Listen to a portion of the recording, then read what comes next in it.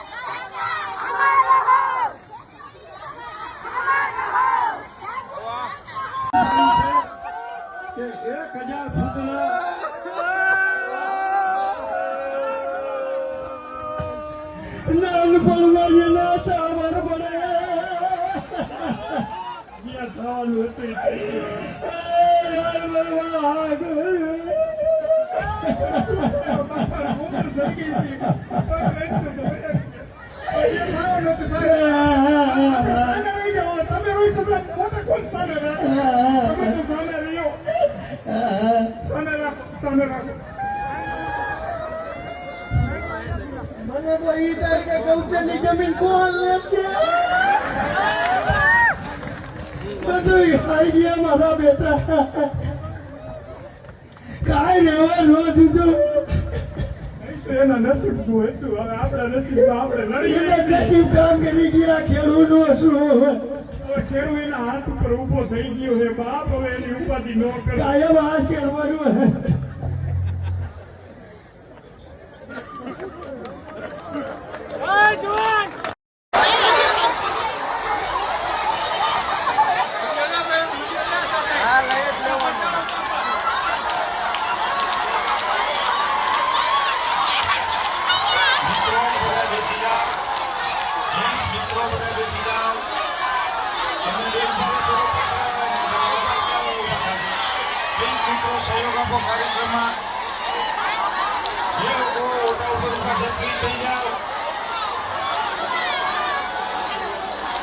મિત્રો ભાઈ જાઓ, ગ્રુપમાં આવી જશે બધા મીડિયા, આપણા પત્રકારો ઉતારે છે, આપણા છોકરાઓ ઉતારે છે, બધા ગ્રુપમાં નાખી દેશું।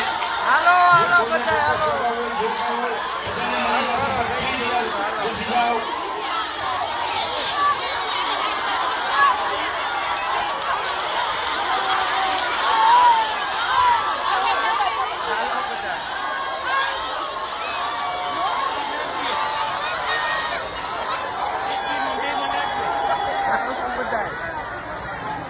રોવાનું હોય, દાંતનો કાઢવાનો હોય આમાં।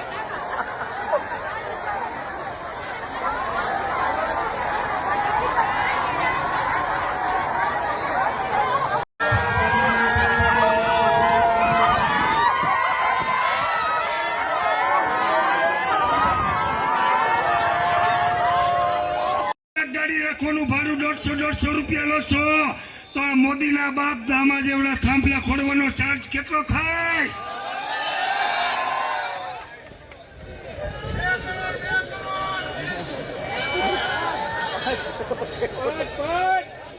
ગાંધી ચિંતા રસ્તે લડત ચાલુ છે।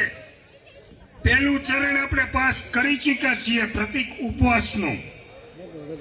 આજે આ બીજું ચરણ ચાલી રહ્યું છે। રેલો ગાંધીનગર નહીં, દિલ્હી પહોંચી ગયો છે। રેલો ગાંધીનગર નહીં, દિલ્હી ચંગુ મંગુના નીચે પહોંચી ગયો છે.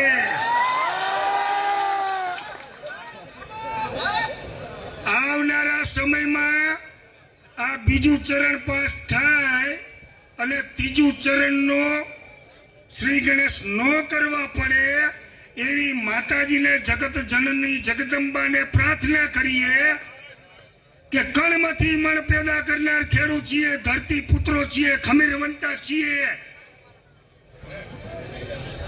માગી છી પ્રેમથી આપી દો, નતર પડાવતા આવડે છે.